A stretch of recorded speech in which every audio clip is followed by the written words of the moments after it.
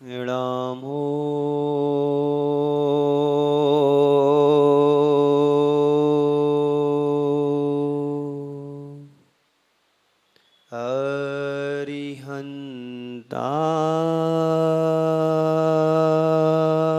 अरिहन्ताणम् नमो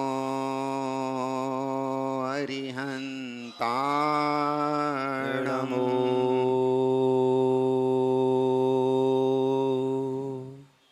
सिद्धाणम्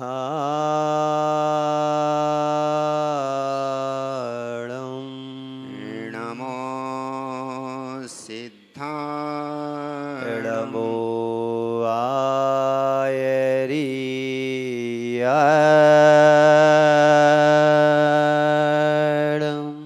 नमो आयरियाणम् नमो वज्रायाणम्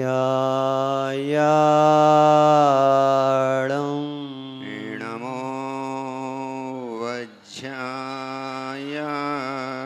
नमो लोये सव्यसाहूणम् नमो लोये सव्यसाहूणम् ऐसो पंचणमो यारो ऐसो पंचणमो यारो सब पावपणाशिणो सव्यपावपणासिनो मंगलाळं चित्सवेसिं मङ्गलाळं च सव्येसिं पडेवं होय मंगलम् परमं होयि मङ्गलम् बंदो श्री अरिहंत पद बीते राग विज्ञान वरणो बारे भावना जग जीवन हित जान। बोलिए पंच परमेष्टि भगवान की जय जय जय भगवान महावीर स्वामी की जय जय जय अहिंसा परमो धर्म की जय जय जय परम पूज्य आचार्य गुरुवर श्री विद्यासागर जी महाराज की जय जय जय वात्सल्य मूर्ति करुण हृदय श्री वात्सल्य मूर्ति श्री अरह सागर जी महामुनि राज की।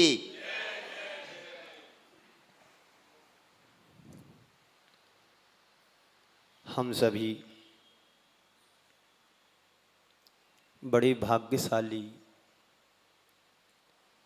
पुण्यशाली जीवों में आते हैं। हमारा जीवन बहुत डेलिकेट है।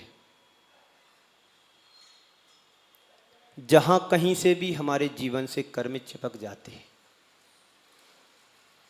हमारा जीवन बहुत सरल भी है। हमारा जीवन पानी की तरह है कि हर बर्तन में समा जाता है। लेकिन जीवन की सरलता तभी सही मानी जाती है कि बाहर से नहीं भीतर से भी सरल होना चाहिए।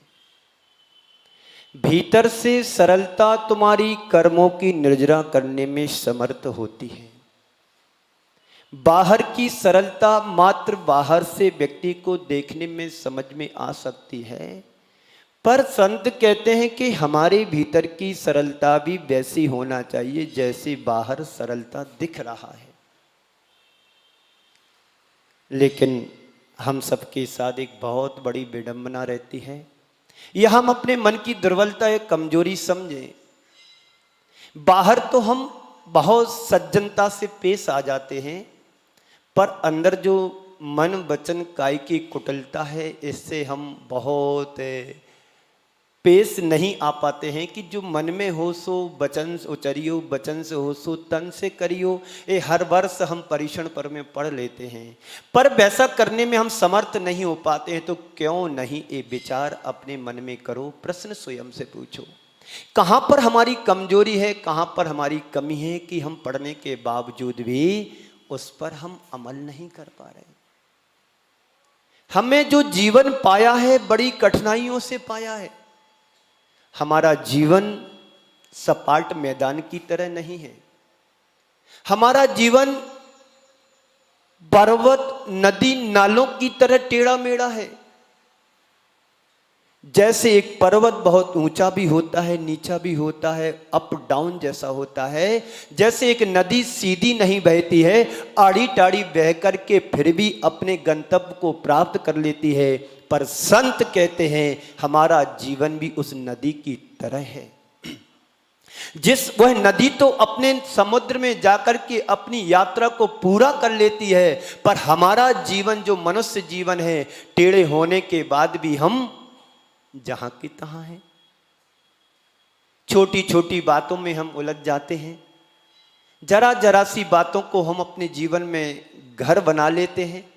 पर संत कहते हैं बातें छोटी हैं या बड़ी, लेकिन जीवन में उतना ही स्थान दो जितना तुम्हें आवश्यक है।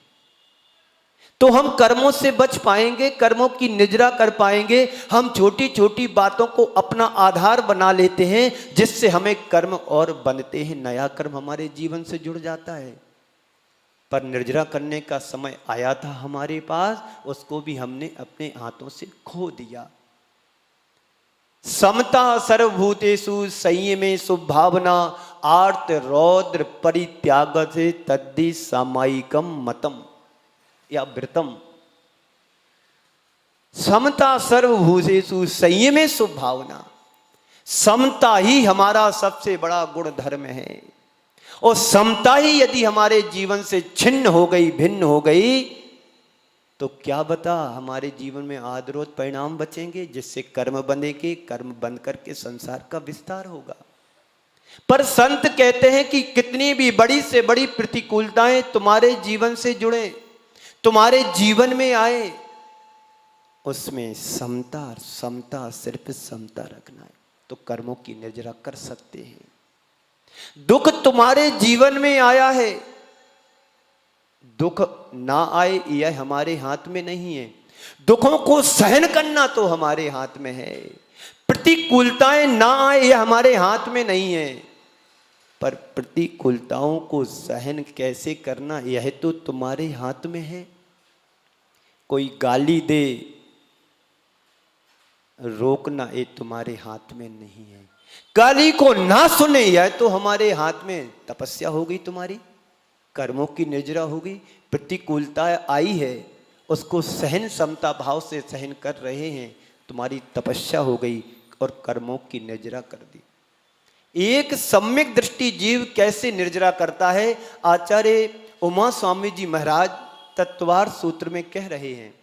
सम्यक दृष्टि श्रावक, सम्यक दृष्टि श्रावक वृत्तानंत वियोजक दर्शन मोह छप कोप शांत, छप कोप सम कोप शांत मोह छपक छीण मोह जना क्रमशो असंख्य निर्जुणा असंख्य गुण निर्जराहा। यहां पर आचार्य महाराज कह रहे हैं कोई मिथ्या दृष्टि जीव है पर भद्र परिणामी है, और एक सम्यक दृष्टि जीव है श्रावक। तो श्रावक से मिथ्या दृष्टि भव्य परिणाम भद्र परिणामी असंख्यात गुणी निर्जरा कर रहा है। ये किसने कहा है? आचार्य उमा स्वामी महाराज ने तत्वार सूत्र में कहा है। निर्जरा करने के कारण हमें मिलते हैं, पर उन कारणों को हम अपनाते नहीं हैं, इसलिए उल्टा कर्म का बंद कर लेते हैं। किसी ने गुस्सा की, किसी ने गालियां दी, तुमने सहन नहीं किया, उल्टा जवाब दे दिया, उल्टी गाली दे दी, तो अब तुम्हारा कर्म जो निर्जरा होना था, अब वो निर्जरा ना होकर के नवीन कर्म को बांध लिया, वो कर्म की निर्जरा से वंचित रह गए। अवसर आया था, लेकिन अवसर हमने अपने हाथों से क्या कर दिया? खो दिया। जितनी भी प्रतिकूलताएं हमारे जीवन से जुड़ती हैं, ये समझो कि हमें निर्जरा करने के लिए साधन बन करके आए। एक बार ऐसा हुआ, पूज्य गुरुदेव का विहार चल रहा था। ये संस्मरण है, बड़े काम के होते हैं। तो पूज्य गुरुदेव का विहार चल रहा था। ये संस्मरण मैंने पूज्य मुनिश्री क्षमा सागर जी के प्रवचन से सुना है। ये बात बहुत पुरानी है, जब क्षमा सागर जी महाराज स्वयं संघ में थे। समझ लो 80, 85, 84, 83 के समय की, जब आचार्य श्री शिखर जी वगैरह की यात्रा में थे, तब 84, 85 तक वो साहिब संघ में रहे। तब की बात है, ठंडी का समय था, बिहार हो रहा था। बताने वालों ने सही रास्ता नहीं बताया, समय पर अपने स्थान पर नहीं पहुंच पाए। हो जाता है ऐसा, कई बार हुआ, कल भी मैंने सुनाया था। ये दूसरा संदर्भ है, निर्जरा करने का एक साधन है, एक निमित्त बन करके आया है। पूज्य गुरुदेव की ये सहन शक्ति, उदारता, हमें उनसे प्रेरणा लेना चाहिए कि सहन शक्ति कैसे रखना चाहिए। समय पर स्थान पर नहीं पहुंच पाए तो एक खलियान में रुकना हुआ, खेत में रुकना हुआ। अब व्यवस्था वाले व्यवस्था नहीं बना पाए, देर रात में 10 बजे आए, चिटाई वगैरह भी कुछ नहीं लाए, और बस देखने आ गए कैसी क्या व्यवस्था है। ठंडी का समय था और ज्वार का खेत था। किसका खेत था? ज्वार का। तो खलियान में बहुत सारे सिट्टे पड़े हुए थे, ज्वार के डंठल पड़े हुए थे। तो 2-4 महाराजों ने सोचा कि चलो इनको जमीन पर बिछा दें तो कम से कम आराम से लेट तो जाएंगे। लेट तो गए, ठंडी बढ़ने लगी तो किसी ने सोचा कि चलो ये सिट्टे ऊपर से डाल दो, प्यार का काम करेंगे। डालने वालों ने डाल दिया। अब करवट भी ना बदल पा रहे, नीचे से भी ठंडी लग रही है, ऊपर से भी ठंडी लग रही। अब करें तो करें क्या? जैसे तैसे राज गुजरी, सामयिक भी करने के लिए नहीं उठा। जब कोई सिट्टी अलग करे तो सामयिक करें। लेटे लेटे सभी महाराजों ने सामयिक कर ली। सुबह हुआ, जब लोग आए, उन लोगों ने धीरे से उन सिट्टों को अलग किया, जिसको बुंदेलखंड में करीबी भी बोलते हैं। उन सारी घास को अलग किया। अब सब लोग सोच रहे हैं कि आचार्य श्री सबको डांटेंगे। क्या करेंगे? डांटेंगे कि क्या व्यवस्था है, ये कोई व्यवस्था होती है? इतने बड़े संत को लेकर के आए, कोई व्यवस्था नहीं बनाई, आदि आदि बात करेंगे। पर आचार्य श्री मुस्कुरा रहे हैं, मुश्किलों में भी मुस्कुरा रहे हैं। ये उनकी उदारता को तो देखो गुरुदेव की। हम लोग होते हैं तो 100 उलाहना देते हैं, 100 बातें करते हैं। क्या व्यवस्था है? चातुर्मास करा रहे हो। इतनी सी भी व्यवस्था नहीं है कि श्रावक आतन कोई पूछने वाला नहीं है, कोई खिलाने वाला नहीं, कोई पिलाने वाला नहीं है। कई तरह की बातें करेंगे, करते भी हैं लोग। पर गुरुदेव ने विषम परिस्थितियों में मुस्कुराते हुए कहा कि कितना अच्छा अवसर मिला कि कर्म की निर्जरा करने का। ये भाव, ये सोच हमारी होना चाहिए। प्रतिपल हम कर्मों की निर्जरा कर सकते हैं, बशर्ते हमारा ही सोच और हमारा भाव वैसा होना चाहिए।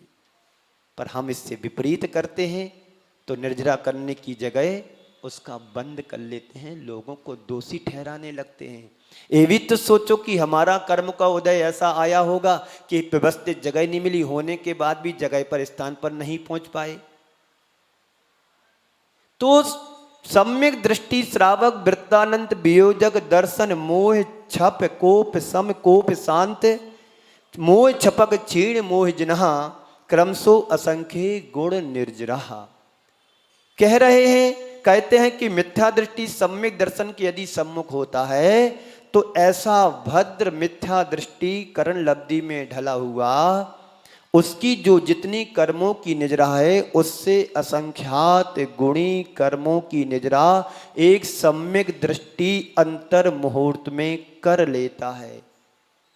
जितनी निर्जरा मिथ्या दृष्टि भद्र परिणामी करण कर रहा है, करण लब्धियों में ढला हुआ है, जितनी निर्जरा कर रहा है उससे अधिक असंख्यात गुणी निर्जरा एक सम्यक दृष्टि जो सम्यक दर्शन में प्राप्ति में लगा हुआ है और अंतर मुहूर्त काल में असंख्यात गुणी निर्जरा कर रहा है, कर लेता है, तब उस मिथ्या दृष्टि की अपेक्षा सम्यक दृष्टि की निर्जरा अंतर मुहूर्त में असंख्यात गुणी हुई।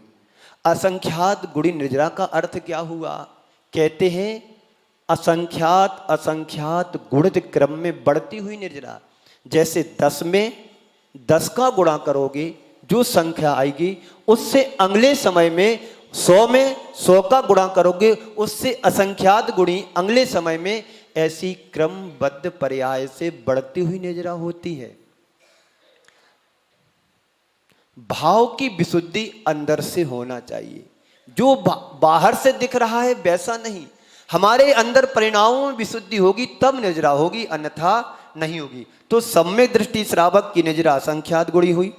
श्रावक कौन सा लेना है? जो बैठे ऐसे श्रावक नहीं चाहिए हमें। कौन से श्रावक चाहिए? जो पंचम गुण स्थान वर्ती श्रावक हो, श्रावक के 12 वृत्तों का पालन कर रहा हो, वो श्रावक चाहिए। फिर आप भी श्रावक बन जाओगे तो निर्जना नहीं होगी, अपितु बंद होगी। क्यों? हमारा दृष्टिकोण वैसा नहीं है। अभी लाइट चली जाए, पंखा बंद हो जाए, आकुल व्याकुल हो जाओगे तो निर्जरा क्या बंद ही होगा, उल्टा। वो श्रावक चाहिए कि लाइट चली जाए पर मेरा अंदर का चित्त विचलित नहीं होना चाहिए, बाहर की चेहरे की मलिनता नहीं होना चाहिए, तब असंख्यात असंख्यात गुणी निर्जरा कर पाते हैं। तो पंचम गुण स्थान बढ़ती, देखो चौथे गुण स्थान में अनंतानुबंधी कसाई चली जाती है। कर्मों की निर्जरा अंतर मुहूर्त के लिए असंख्यात गुणी हो गई। फिर बाद में 5वां गुण स्थान आता है, अप्रत्याख्यान वर्णी कसाई चली गई, अब उससे असंख्यात गुणी निर्जरा हो रही है। इसलिए तो लिखा है कि एक सम्य दृष्टि होवे जिसके व्रत नियम कुछ भी नहीं है, ऐसे अविरति कोई भी आत्मा का चिंतन करे, तत्वों का चिंतन करे, तो जितने कर्मों की निर्जरा करता है उससे असंख्यात गुणी निर्जरा एक सच्चा श्रावक पंचम गुण स्थान वर्ती श्रावक करता है। कैसे? भोजन करते करते भी ये श्रावक निर्जरा कर लेते हैं। किसकी अपेक्षा से? अविरत सम्यक दृष्टि की अपेक्षा से। एक पंचम गुण स्थान वर्ती कोई भोजन भी कर रहा है तो अब भी असंख्यात गुणी निर्जरा कर रहा है। मतलब क्या हुआ? क्योंकि उसके अप्रत्याख्यान वर्णन कसाय का अभाव हो गया है, इसलिए वो कर रहा है। इसलिए वो भोजन भी करे तब भी असंख्यात गुणी निर्जरा होगी आवृत्ति की अपेक्षा। एक वृत्ति की और अणुवृत्ति अगर आत्मा के चिंतन में लीन है तो जितनी निर्जरा करे उससे असंख्यात गुणी निर्जरा एक मुनिराज आहार करते करते करता है। और आप लोग आहार देने के लिए तत्पर रहना चाहिए कि एक मुनिराज को जो लीन सामायिक में पंचम गुण स्थान वर्ती अणुवृत्ति बैठा है, जितनी निर्जरा वो एक समय में कर रहा है उतनी उससे अधिक असंख्यात गुणी एक मुनिराज आहार लेते लेते समय निर्जरा कर। कैसे बनेगी? 6वां गुणस्थान 7वां गुणस्थान झूले की तरह चलता रहता है। जब आप ग्रास देते हो और मुनिराज के हाथ में ग्रास रखते हो, जब वो शोधन करते हैं तो 7वां गुण स्थान बनता है, क्योंकि उनकी आहार के प्रति लोलुपता नहीं है। एक ग्रास भी बिना शोधन किए ग्रहण नहीं कर सकते। जब शोधन करते हैं 7वां गुण स्थान बनता है, उस समय असंख्यात गुणी निर्जरा होती है। और जब अंदर लेते हैं 6वां गुण स्थान आ जाता है, तब भी असंख्यात गुणी निर्जरा करते हैं। क्योंकि आगम की व्यवस्था के अनुसार एक कण भी हमारे अंदर अशुद्ध नहीं जा सकता है, कहीं ना कहीं अंतराय बन करके आ जाएगा। पर तुम्हारे पेट में चला भी गया होगा, वह भी बाहर आ जाएगा। क्यों? उसके व्रत हैं, उन्हीं व्रतों के माध्यम से जी असंख्यात गुणी निर्जरा होती है मुनिराज की। कब? भोजन करते करते। सम्य दृष्टि श्रावक की असंख्यात गुणी, श्रावक से व्रत यानी जो महावृत्ति है, मुनि है, उनकी असंख्यात गुणी निर्जरा। फिर मुनियों में भी कोई अनंतानुबंदी कसाई की विसंयोजना कर रहा है तो उसकी असंख्यात गुणी निर्जरा होती है। दर्शन मोह की छपड़ा करने वाले उस श्रावक या मुनिराज की अपेक्षा से। उपशमना तो चौथे गुण स्थान में हो जाती है, आवृत्ति को भी होती है, यानी कर्मों को दबा देना, उपशम कर देना। लेकिन छपक वही बनता है, छपड़ा वही कर सकता है जो मुनिराज हैं और श्रेणी में चल रहे हैं। तो लेकिन उपशमना तो मोहिनी कर्म की होगी, वहां जाकर के 7वें गुणस्थान के बाद उसमें और असंख्यात असंख्यात गुणी निर्जरा होती है। और यदि उपशांत मोह जाए तो 11वें गुणस्थान में पहुंच गए तो असंख्यात गुणी निर्जरा हुई।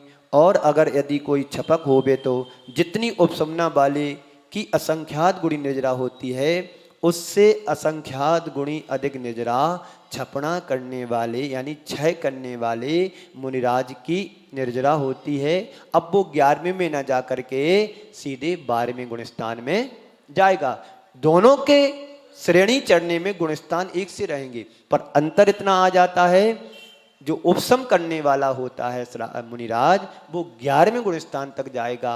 जो छपना करने वाला मुनिराज है वो सीधे 11वें में न जाकर के 12वें गुणस्थान में छलांग लगाता है। इस अपेक्षा से असंख्यात असंख्यात गुणी निर्जरा कर लेता है।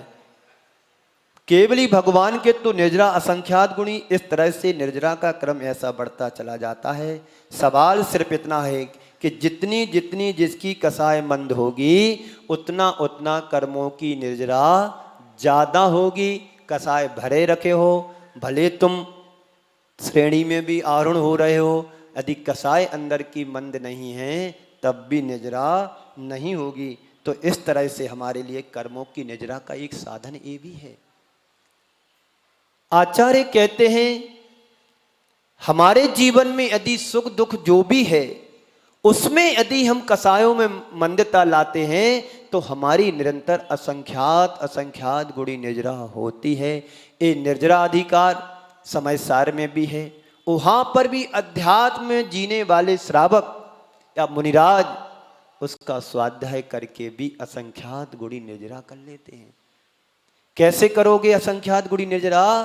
यदि तुम्हारे लिए अनुकूल वहां पर नहीं है अनुकूलता तो फिर जैसा है वैसे में एडजस्ट करोगे। वहां जो तुम्हारी समता बनेगी तो स्वाध्याय करते करते भी असंख्यात गुणी निर्जरा को श्रावक या मुनिराज कर लेते हैं। तो इस निर्जरा के साथ कर्मों की निर्जरा हो, कर्मों का बंध ना हो, ये निर्जरा अधिकार मोक्ष मार्ग में परम आवश्यक है। मोक्ष मार्ग तुम्हारा तभी प्रारंभ हो या शुरू होता है जब तुम्हारी कर्मों की धीरे धीरे निर्जरा होती है। क्योंकि बिना निर्जरा किए या बिना कर्मों का फल दिए कभी कर्म हमारे आत्मा से अलग नहीं होते। यदि तुम्हारे लिए थोड़ा बहुत दर्द होता है, शरीर में पेन होता है, तो ये समझना चाहिए कि कर्म हमारा वहां से जा रहा है। बात थोबन जी की है, आहार जी की है। मुनि श्री क्षमा सागर जी महाराज बीमार हो गए, क्लास में जाते थे तो आचार्य श्री ने कहा किसी साधु से कि जाओ उनको एक पाटा पीछे लगा देना।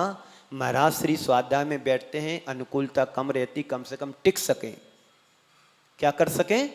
टिक सकें। थोड़े पैर को उठा करके बदल करके आसन बदल करके स्वाध्याय में कम से कम बैठे रहेंगे तो इतनी निर्जरा तो कर सकेंगे। वो सुन तो रहे हैं, प्रतिकूलताओं में रह करके सुन तो रहे हैं, तब भी निर्जरा हो रही है। प्रसंग चल रहा था, महाराज श्री ने हाथ जोड़ करके पूछा, गुरुदेव निर्जरा दिखने में तो आती नहीं, पता कैसे पड़ेगी हमारी निर्जरा हो रही है? गुरुदेव निर्जरा देखने में आ नहीं रही, समझने में नहीं आ रही, पर पता कैसे पड़े कि हमारी निर्जरा हो रही है? तो आचार्य श्री कहते हैं पहले सीधे बैठो। क्या कहा गुरुदेव ने?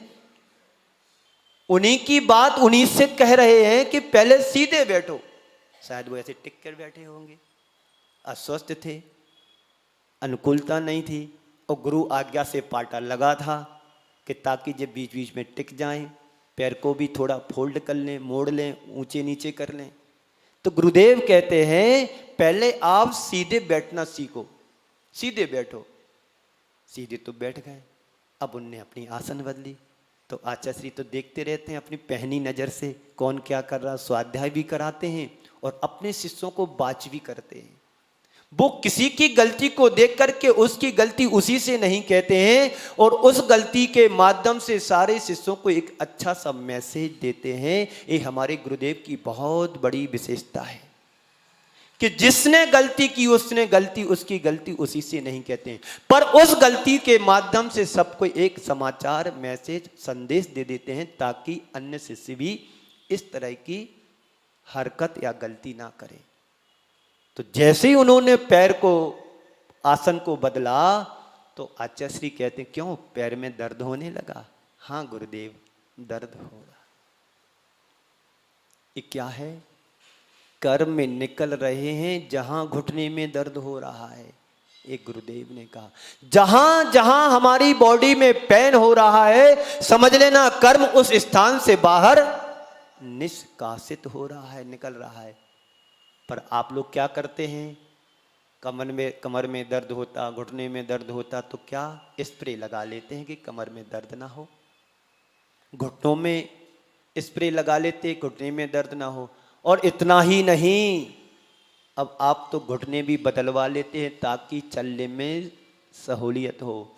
ध्यान रखना, व्यवस्था तुम बाहर की कर सकते हो, घुटने भी चेंज करा लो। यदि तुम्हारा पुण्य नहीं होगा तो पुनः दर्द होना शुरू हो जाएगा, पर कर्म तो निकलेगा घुटने के दर्द से ही, क्योंकि बांधा किसने था कर्म? किसने बांधा कर्म? हमने स्वयं ने बांधा है। स्वयं किए जो कर्म सुभासो फल निश्चय ही विदिते। शुभ अशुभ कर्म इस जीव ने स्वयं निर्मित किया है, भोगना तुम्हें सिर्फ अकेले पड़ेगा। पत्नी के पैर में, घुटने में दर्द हो रहा तो पति उसके दुख को, दर्द को हर नहीं सकता है, पर इतना अवश्य है सहानुभूति के 2 शब्द सुना सकता है। इतना अवश्य है कि वो तुम्हारे पास बैठ कर के तुम्हारे घुटने में ऑयल की मालिश कर सकता है, तेल की मालिश कर सकता है, और रात भर तुम्हारे साथ जग सकता है, पर तुम्हारे दर्द को हर नहीं सकता है। हरना उस दर्द का दर्द तुम्हें ही सहना होगा, और जितना जितना तुम समता पूर्वक सहोगे उतनी उतनी तुम्हारी असंख्यात गुणी कर्मों की निजरा प्रारंभ हो जाती है। प्रतिकार मत करो, प्रतिकार करोगे कर्मों की निजरा नहीं होगी, दोबारा नया कर्म बंधेगा। दुख आया है तो कुछ मीठी स्मृति लेकर के आया कि वो दुख उस कर्म संबंधी नील हो गया हमारी आत्मा से, उस जगह से कर्म चला गया, तो आपको खुशी होना चाहिए कि हमारा एक शत्रु हमारे से चला गया। जब शत्रु जुड़ता है तो दुख होता है, और जब शत्रु हमारे बीच से जाता है तो हमें खुशी होना चाहिए।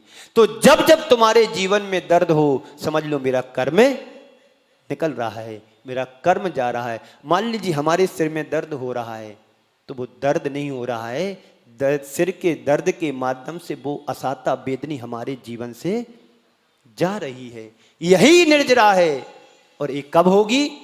जब तुम समता से सहन करोगे, प्रतिकार नहीं करोगे, बाम नहीं लगाओगे, हाथ भी नहीं ले जाओगे, और इतना ही नहीं मन को भी उधर नहीं ले जाना कि मुझे दर्द हो रहा है। तो समझना कि मेरी असंख्यात गुणी निर्जरा हो रही है। एक मुनिराज जब सामायिक में बैठते हैं बस लीन हो जाते हैं अपनी आत्मा में, सांस भी पता नहीं पड़ रही आ रही है कि जा रही है, और उस बीच यदि तुम्हारे पैर में, आसन में कंपायमान दर्द हो रहा है और शांत चित्त होकर के बैठे हैं तो समझ लो असंख्यात गुणी निर्जरा हो रही। आचार्य चारित्र चक्रवर्ती जब सामायिक में लीन थे, उनके गले में सर्प आकर के कब चला गया किसी को पता नहीं, और घबरा जाते तो क्या होता, उसी सांप के हो जाते। लेकिन उन्होंने सहन किया, मालूम भी पड़ा होगा तो सहन किया। मैं शरीर नहीं हूं, मैं शरीर नहीं हूं, मैं एक आत्म तत्व हूं, सर्प यदि मेरे शरीर पर बैठा है तो बैठे रहने दो, वह मैं नहीं हूँ। और जो आत्मा हूँ उस पर शरीर पर, उस आत्मा पर सर्प कभी पहुँच नहीं सकता है। काटेगा तो शरीर को काटेगा, आत्मा को कभी दुख और कष्ट पहुँचा नहीं सकता। ये अंदर की चिंतन धारा उनकी चल रही होगी। गज कुमार मुनिराज के ऊपर कुर्सी सिगड़ी रख दी, फिर भी वो विचलित नहीं हुए। और हमारे तुम्हारे ऊपर यदि मच्छर आ जाता है तो तुरंत विचलित हो जाते हैं। उनके ऊपर सर्प आ गया, विचलित नहीं हुए। ये सहन शक्ति जब हमारे अंदर आ जाती है, समता परिणाम जब हमारे भीतर आ जाता है, तो हम फिर कर्मों की निर्जरा करने में समर्थ हो जाते हैं। तभी असंख्यात गुणी निर्जरा हर श्रावक या मुनिराज की हो सकती है, होती भी है। तो ये निर्जरा अधिकार हमारे लिए मोक्ष मार्ग को प्रशस्त करने वाला अधिकार है। इस अधिकार को मन से, वचन से और काय, तीनों योगों से अच्छे से श्रद्धान पूर्वक इसका हमें चिंतन मनन करना चाहिए। हम अपने पास पुस्तक होगी, पुस्तक में देखेंगे इसका अर्थ क्या कह रहे हैं मंगत राय जी, उस अर्थ को समझें और मैं आपको सभी को विराम दूं। देखिए 12 भावना का क्या कह रहे हैं। मन दर्पण बने, मन हमारा दर्पण बने। जिस प्रकार से दर्पण में व्यक्ति अपने बाहर के रूप को देख सकता है पर कर्मों के स्वरूप को नहीं देख पाता है। अब हमें कर्मों के यदि स्वरूप को देखना है तो मन रूपी दर्पण में झांकना पड़ेगा, यानी परमात्मा के दर्पण में झांकना पड़ेगा। परमात्मा के दर्पण में झांकोगे तो तुम्हें बाहर के ही कर्म, शरीर की अशुद्धि दिखाई मात्र ही नहीं देगी, तुम्हारे अंदर के भीतर के जो कर्म जन्म जन्मांतरों से सत्ता जमाए बैठे हैं, वह कर्म भी तुम्हें देखने में आ सकते हैं और आते ही हैं। क्या कह रहे हैं निर्जरा भावना में, ज्यों सरवर जल रुका सोकता तपन पड़े भारी। क्या कहा है, ज्यों सरवर जल रुका सूखता तपन पड़े भारी। ज्यों यानी जिस प्रकार से सरवर यानी सरोवर में जल रुका हुआ जल सूख जाता है, जिस प्रकार से सरोवर में रुका हुआ जल सूख जाता है। कैसे सूखता है, जब भीषण गर्मी पड़ती है। तपन पड़े भारी यानी भयानक भयंकर गर्मी जब पड़ती है, भरे भरे सरोवर भी धीरे धीरे सूखने लगते हैं। पानी का स्तर कम हो जाता है, पानी सूख जाता है। कभी भी आपने जहाँ पर छोटे छोटे स्थानों पर पानी भरा रहता है, उन स्थानों में गर्मी के दिनों में जाकर के देखना कि पूरा का पूरा स्थान खाली हो जाता है। समुद्र में भी जाकर के देखो कि किनारे पर जाकर देखो कि बरसात के दिनों में पानी पूरे बॉर्डर को छूता है और गर्मी के दिनों में 1-1 किलोमीटर पानी कम हो जाता है। ज्यों सरवर जल रुका सूखता त्यों सूखता तपन पड़े भारी। जब भयानक गर्मी पड़ती है तो रुका हुआ सरोवर का जल भी सूख जाता है। संबर रोके कर्म निर्जरा है बे शोकनहारी। जिस प्रकार से तपन के माध्यम से सरोवर में रुका हुआ जल सूख जाता है, ठीक वैसे ही संवर के माध्यम से हमारे कर्मों की निजरा होती है, जो सुख को देने वाली है और दुख को हारी यानी हरण करने वाली है। संवर के माध्यम से कर्मों की निजरा, कर्म आने से रुक जाते हैं। जब कर्म रुक जाते हैं तो निजरा के माध्यम से कर्म हमारी आत्मा से अलग होते हैं, जो क्या है, कैसे हैं, सुख को देने वाली है। शोकनहारी, सो वह सुख को देने वाली यानी दुख को हरण करने वाली वो संबर भावना है, जो संबर कर्मों को रोक देती है और कर्मों की निजरा करने के लिए सुख को देने वाली वह संबर भावना है।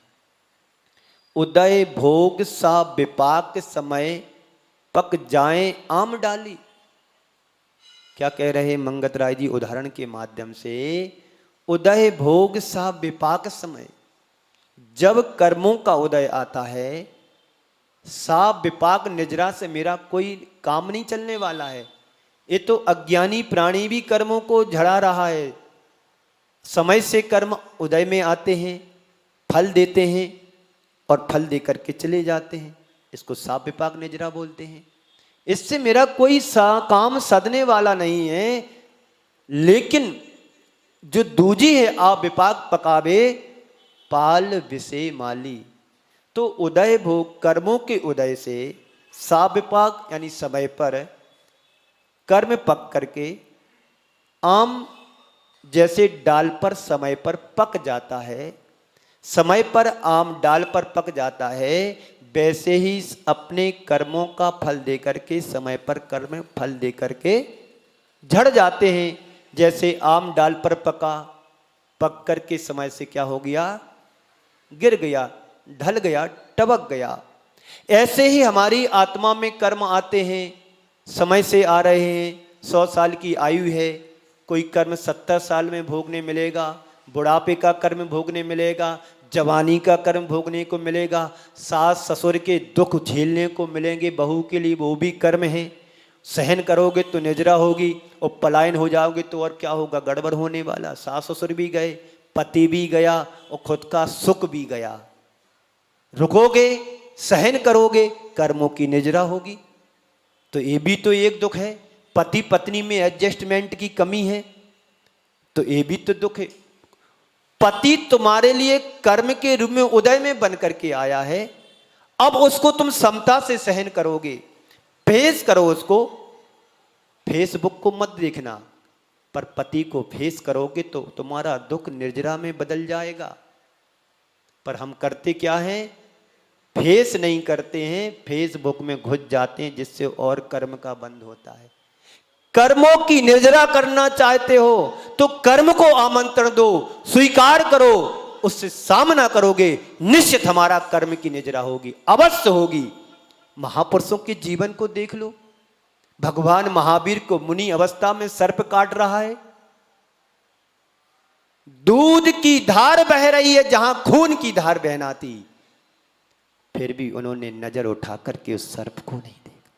चाहते तो एक नजर में उस सर्प का भस्म कर सकते थे, पर उन्होंने क्या सोचा, एक दुख बन करके आया है, कर्म उदय में आया है, सहन करो, समता से सहन करो। किया, कर्म निर्जरा को प्राप्त हो गया और वो सुखी हो गए। ऐसा नहीं कर सकते, कर सकते हैं, पर इतनी शक्ति क्षमता हमारे हो बात तब हो। तो उदय भोग सा विपाक समय पक जाए आम डाली, दूजी है अब विपाक पकावे पाल विषे माली। दूजी निर्जरा ही हमारे काम की है। जिस प्रकार से अपक्व आम को डाल से उतार करके एक सेवक, एक माली उसको समय से पहले, पकने के पहले निकाल करके पाल में रख देता है, पेपर में लपेट करके रख देता है, अथवा घास फूस में छिपा देता है, वो समय से पहले आम पक करके बाजार में आता है और आप उसको बड़े उत्साह और उमंग के साथ स्वादिष्ट समझ करके खरीद करके लाते हैं, उसका सेवन करते हो। जो आम 1 महीने बाद डाल पर पक करके आने वाला था, उसी आम को तुमने 15-20 दिन पहले उतार करके पका करके उसको उपभोग कर लिया। संत कहते हैं ऐसे ही तुम्हारे कर्म हैं। जो कर्म तुम्हारा 1000 वर्ष बाद आने वाला था, उस कर्म को तुमने 100 साल की उम्र में त्याग और तपस्या संयम के माध्यम से, विशेष पुरुषार्थ के माध्यम से कर्म को पहले बुला लिया और बुला करके कर्मों को निर्जीर्ण कर दिया और स्वस्थ होकर के संसार से मुक्ति पाकर के चले गए। आप विपाक दूजी है, आप विपाक पकावे, यानी दूसरी निर्जरा ही हमारे लिए, अकाम निर्जरा ही हमारे लिए सुख का कारण है।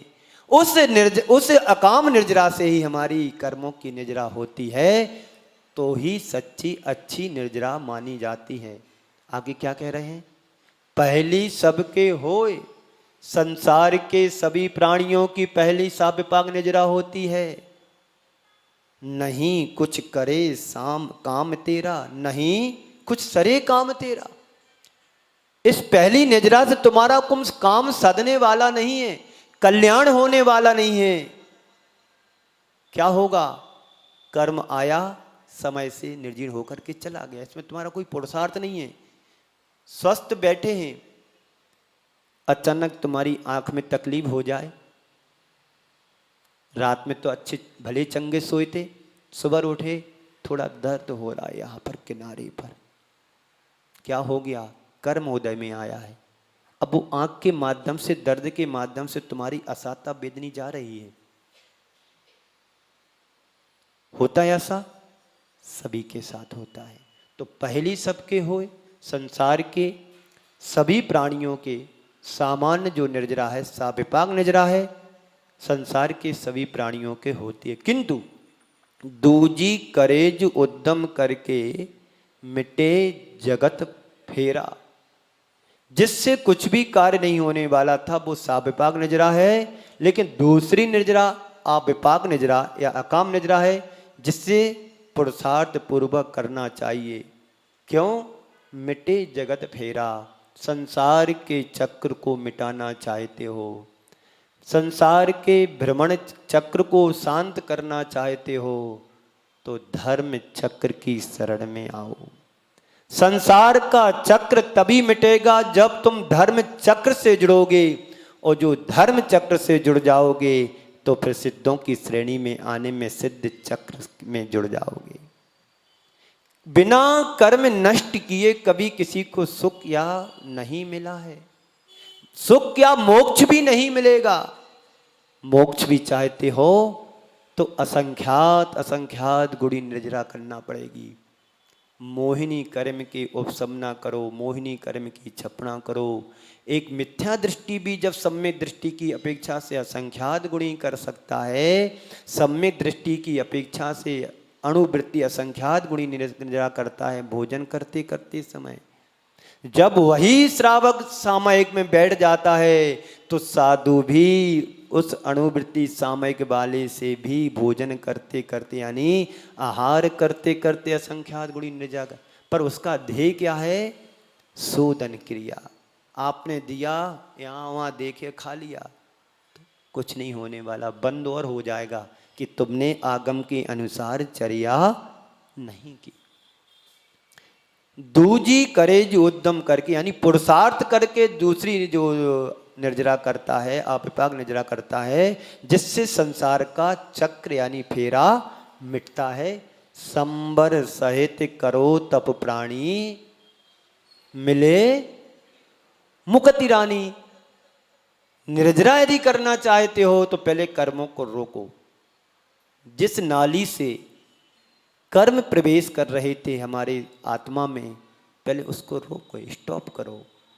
किससे करोगे? संबर से करोगे। कल चर्चा की थी, संबर पंच महामृत समित गुप्ति कर बचन काए मन को, 10 विध धर्म परिसय 22 12 भावन को। यह सब भाव संतावन मिलकर आश्रव को खोते। हे सारे के सारे संतावन भाव आश्रव को नष्ट करने वाले हैं, संबर को दिलाने वाले हैं, उन्हीं से हमारी निर्जरा होती है। तो संबर सहित करो तब, यानी जो तप भी करना चाहते हो संबर पूर्वक तप करोगे तो जिससे मोक्ष रूपी रानी यानी लक्ष्मी मिलने वाली है। इस दुल्हन की यही सहेली। किसकी सहेली? हे भव्य आत्मन, संबर सहित तप करना चाहिए, त्याग पूर्वक तप करना चाहिए, जिससे मोक्ष रूपी लक्ष्मी प्राप्त होती है और कर्मों की निर्जरा होती है, जिससे सुख और आत्म शांति मिलती है। तो इस दुल्हन की यही सहेली जाने सब ज्ञानी। संसार में जितने भी ज्ञानी हैं वो सब मोक्ष रूपी लक्ष्मी को पाने के लिए इस मोक्ष रूपी दुल्हन को अपना एक सहेली बनाने के लिए क्या करना है? संबर करना है, जिससे इस दुल्हन की यही सहेली यानी मोक्ष रूपी जो लक्ष्मी है, मोक्ष रूपी जो रानी है, इसके लिए इस दुल्हन की उपमा दी जा रही है। क्योंकि ये दुल्हन ही मेरी वास्तव में सही सहेली है, क्योंकि जो मेरे साथ यहाँ भी रहे और आगे भी रहे, वो कौन है? हमारी आत्मा है। इस आत्मा का साथ आत्मा ही दे सकता है। बाहर के संयोग वियोग तो क्षण भंगुर हैं, नाशवान हैं, आज हैं कल रहे ना रहे, एक कुछ भी नहीं कहा जा सकता है। यदि वास्तव में तुम्हारा कोई सही साथ देने वाला है तो वह आत्म तत्व, सिर्फ आत्म तत्व ही है। इस आत्मा को अपनी दुल्हन मानो, इस आत्मा को अपना फ्रेंडशिप करो इस आत्मा से। अभी तक हमारा फ्रेंड कौन है, दोस्त कौन है? बाहर के जो नमूने दिख रहे हैं ना, अच्छे बुरे सुंदर, कुरूप विरूप विद्रूप, ये सब क्या है? ये संसार में भटकाने वाले रूप हैं। लेकिन आत्मा का जो एक बार रूप या नहीं स्वरूप की पहचान तुम कर लोगे तो संसार में तुम फिर ज्यादा दिन नहीं रखोगे। फिर आत्मा परमात्मा बनेगी, मोक्ष की लक्ष्मी, मोक्ष की रानी बनेगी। इस दुल्हन की यही सहेली जाने सब ज्ञानी। जो अध्यात्म का रसिक होता है, जो सम्यक दृष्टि होता है, जो ज्ञानी होता है, वह आत्मा सिर्फ आत्मा का ही भान करता है, ध्यान करता है, साधना करता है। तो इस तरह से यह हमारे निर्जरा भावना हम सबके जिन लिए मोक्ष मार्ग को प्रशस्त करने के लिए निर्जरा भावना है। इस निर्जरा भावना को हम सभी बड़े आदर और सम्मान के साथ अपने जीवन में उतारें, जिससे हमारा संसार का विच्छेद हो, मोक्ष मार्ग प्रशस्त हो, इस अनंत काल के लिए संसार से मुक्ति पाएं।